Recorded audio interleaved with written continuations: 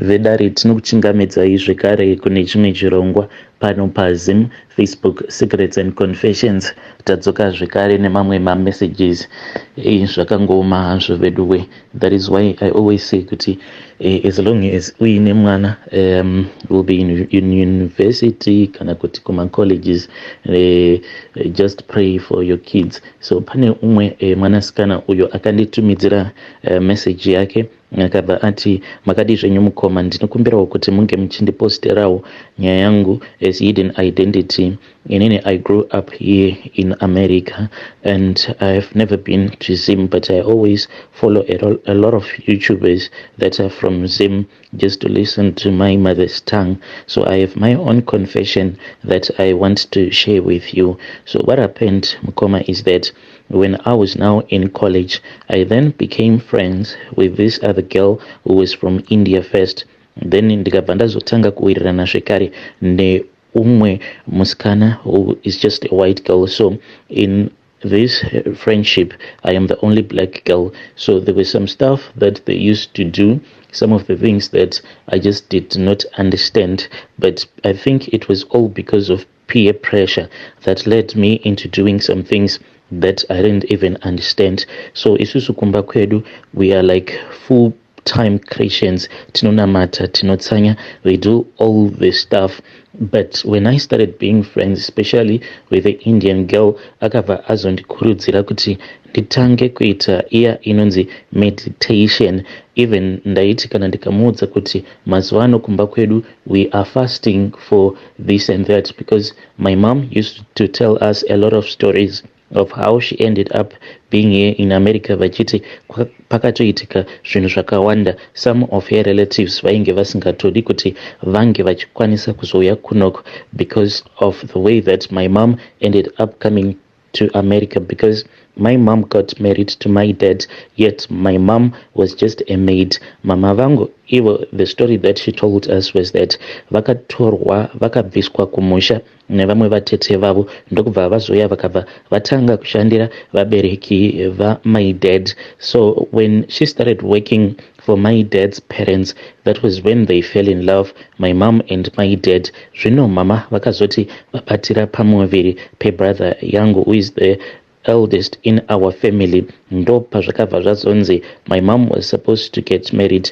to my dad since she was really young. At that time, my mom, when she got impregnated by my dad, amai vangu vainge vangori ne 15 years. So my auntie vatete vakabva vapopota, anzi vakapopota vakati that was not going to happen because mama vainge vachidzi vainge vaine musikanzwa. But it was just a lie, because my mom said even our dad vakatovamiririra vakati munhu uyu kunyangwe mukati ainge aine musikanzwa, but still when I slept with her ndakatoona kuti ainge achiri musikana, ainge asina kana kumbogara akasangana neumwe mukomana pabonde. So that is how my dad fought for my mom, then they stayed together. So my mom throughout the pregnancy vaigara vachingorwara, ende mukunorwara kudaro anzi vatete vaiti paya pekuti kana mama vakangoita sekunge vanenge vaita nani, then vatete vaibva vazouya nechikafu, then she would give my mom the food, and after she would have given my mom the food, then my mom will get so west.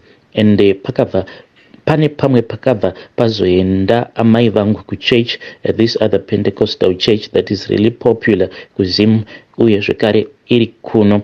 Mama vakati vari ikoko vachibva vazotendeuka, mukunotendeuka ndopavakabva vazonzi nevamwe elder, she was supposed to come to the elder's house, ndokubva vazoenda kuya vakabva vazonzi ndiri kuona kuti pane umwe mukadzi uyu ane rimwe dress rake raanofarira kupfeka reblue, and ivo mama vanoti the only woman that she knew ainge aine dress reblue raaiwanzokufarira kupfeka, it was vatete. So then my mom pavakazotaura kuti vainge vari vatete, then the elder and his wife vakabva vati saka tiri kufanira kuti tinge tichibatsirana kutsanya. My mom said it was such a painful thing to do because vakabva vazonzi vaifanira kuti vange vachizotsanya for 2 good weeks apa vainge vaine pamuviri, even vaine pamuviri kudaro, but mama vakatongonzi vange vachitsanya, otherwise mwana uyo wavainge vakatakura mudumbu mavo, she was not going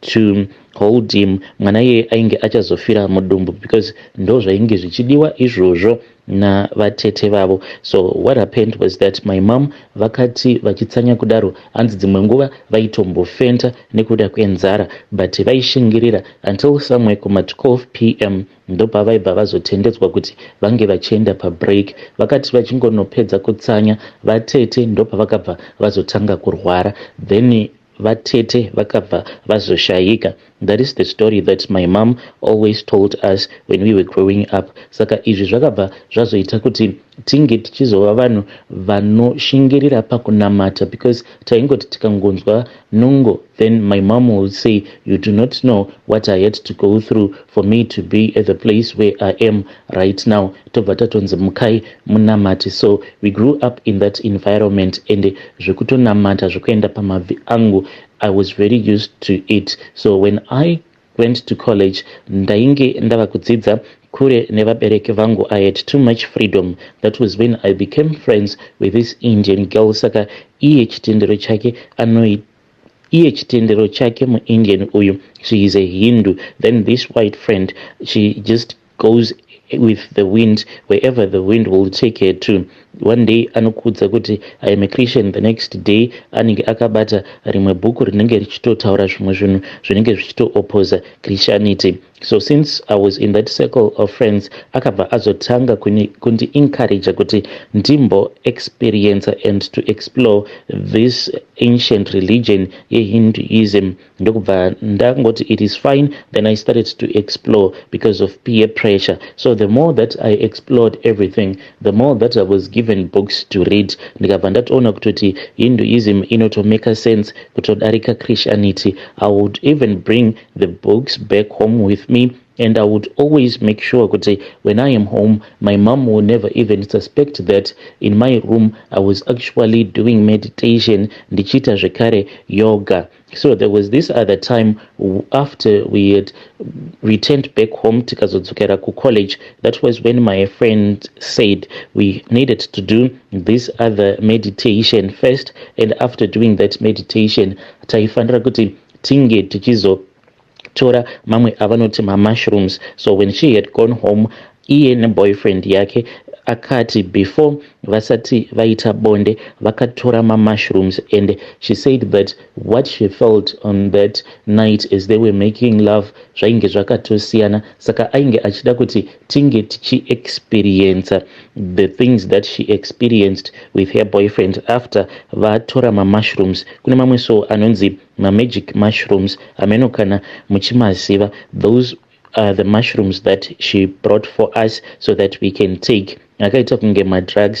So I had never seen them physically. Ndaingomanzwawo at college some girls saying kuti vainge vakambomatry, but most of them they were saying kuti those mushrooms they were just too risky. So pakamaburisa, then we looked at them and she made us to smell them, and they really smelled nice. And immediately when I smelled them, and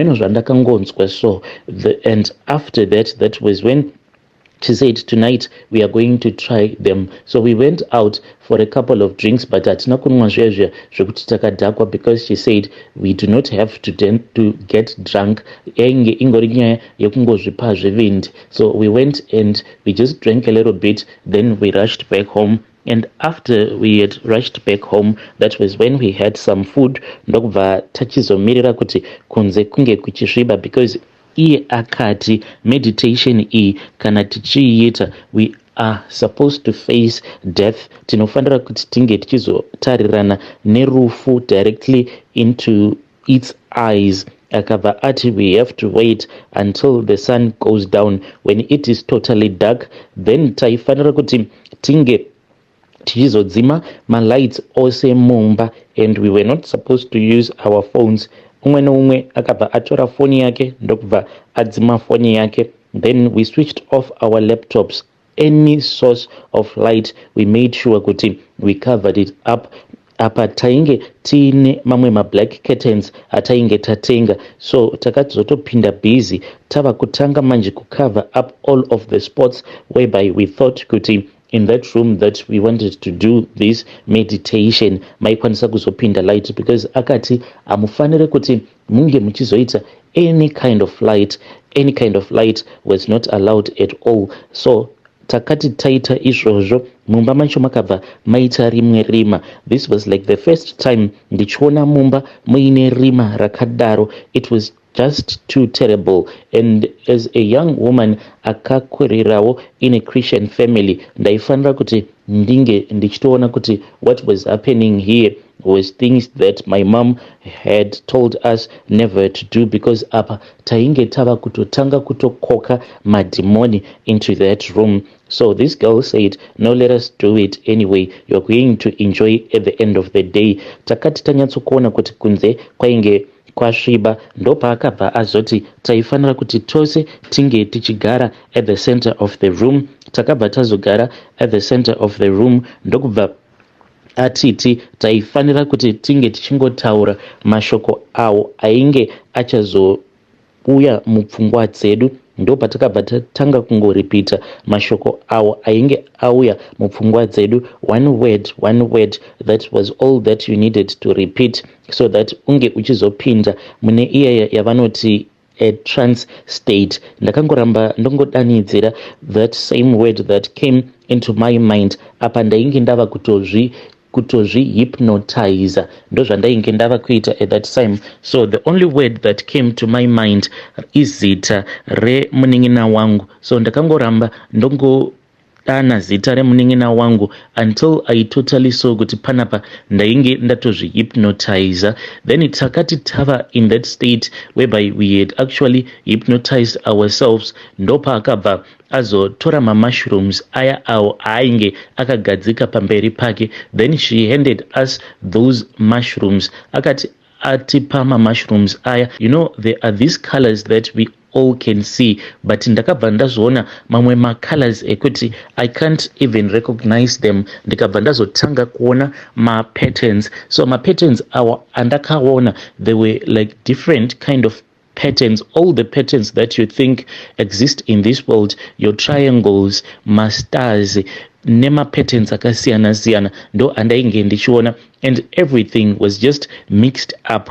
Ndakati ndaona patterns iwawo, I then told my friend kuti this is what I was seeing. Ndikabva ndamubvunza kuti was this even normal, the things that I was seeing. Akabva ati kwandiri, we were supposed to shut up and we were supposed to concentrate. Akanditi, concentrate, keep on repeating the name of your little sister, because zita rake ndo randairamba ndichingodanidzira. So takati taramba tichingodaro, akabva azoti kwatiri, now it is time for us to die. Katiti kana mukaramba muchifema, then it means kuti it is not going to work, because taifanira kuti tinge tichizosvika pastage pekuti tinobva tazofa. So what we did was that takabva tanga kumanikidza kusafema, even though it was really hard, but I kept on forcing myself not to breathe. The more that I forced myself not to breathe, I was actually amazed kuti my body and my mind started to enjoy. Since I was depriving my brain oxygen, I felt as if there was something that entered into my body. Chinhu ichocho chainge chava kutonakidzwa nezvandainge ndichiita kuzvinyima oxygen. So I kept on avoiding to breathe until I started to feel kuti my lungs were actually drying up. Ndakatonzwa kuti my lungs, they were becoming more like a stone. And I said, is it normal? Even that other Indian girl said, is these things that we are doing normal? Because zvandainge ndichinzwa ndo zvaainge achinzwawo. Then the girl said, yes, it is normal. We are about to die. Do not breathe. Then the moment pandakazongozvibata mhino dzangu, because I was about to breathe, that was when I saw total darkness. And I saw kuti in front of us there were 3 tall beings, painge paine vamwe varume vatatu, but varume ava vainge vakaita kunge mahuman like, but they were too thin, really thin, and vainge vakareba zvekuti ndainge ndisingatokwanise kuona mafaces avo, because even though vainge vakamira muroom umo matainge takamira, but they stretched until they reached the heavens. These beings, they stretched their hands. Uyo ainge akamira pamberi pangu, he then said, "Follow me, my child. I am proud of the things that you have done. I want to show you things that you had never thought that they existed." That was when I got up from where I was sitting. But what surprised me was that when I got up from where I was sitting, I actually left my body. So I then asked that being that had invited me, Kuti, was this normal? Kuti, I had just walked out of my body like that. Then the being told me that I had actually acted as a snake. Nyoka kuti, there are times where it sheds its skin. So I had actually shed my old skin, and now I was living a brand new life, and I was in a quest of finding knowledge, and I was going to find the knowledge that I was looking for. So I then started to walk following that being. So as we were walking, ndakabva ndaona kuti tainge tava kufamba mune rimwe sango iri rakatanga richakanaka, ende murume uya ndaitomuona achifamba kumberi kwangu, and he kept on telling me to follow him as he was walking. So I started walking him, but all of a sudden takazoti tasvika manje pane pamwe painge pachityisa, ndo pandakabva ndazoona kuti murume uyu, he suddenly vanished from in front of me, and akandisiya ndava panzvimbo pekuti sango racho rainge rotyisa, ende sango iri rairakidza kuti rainge riine dzimwe mhuka dzinokwanisa kutokuuraya. That is where he just dumped me. And when I saw that he had dumped me in an area whereby it was really dangerous, where I could not see things properly, that was when I started to laugh at myself. I was actually laughing at myself because ndainge ndaona kuti that other girl had actually lied to us kuti the things that we were going to do, they were safe, because I had seen kuti I had actually gotten myself in a dimension where demons rule and demons do exist. Ndo kwandainge ndava trapped ikoko. So I started to laugh at myself. When I was laughing at myself, that was when the patterns returned again. When those patterns returned again, I started to follow this other pattern. This pattern that I started to follow, it was a 6-pointed star that I started to follow. I kept on walking, and the more that I walked in that forest, ndo pandakabva ndazotanga manje kuona some outwardly other beings that looked so alien in nature. Ndaitoona mamwe mafaces evanhu vandainge ndichiziva. Ndaizoti kana ndadanidzira munhu uya wandinenge ndichifungidzira kuti ndamuziva, when I would reach to the point where that person will be, ndo pandaibva ndazoona kuti rinenge riri demoni. Then demoni riya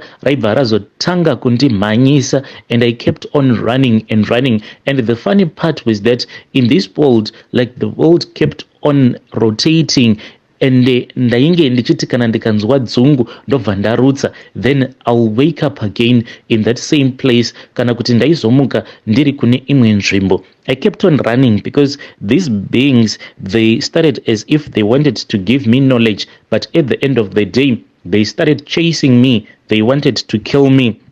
And wherever I went to, kwainge kungori nema patterns, different type of patterns, until I saw kuti paine imwe pattern yainge ine door rainge rakavhurika. The moment that I went past through that door, that was when I saw that I was now in a very beautiful place, and I just told myself, oh, this is where paradise is, so maybe I am going to meet my dead relatives. The moment that I said kuti I am going to meet my dead relatives. Ndo pandakabva ndazoona imwe nyoka iyi ndakaiona ichiri nechekure kure, but the more that I tried to hide from that snake, the more that the snake grew bigger. This snake grew actually bigger zvekuti yakabva yazozadza nyika yose.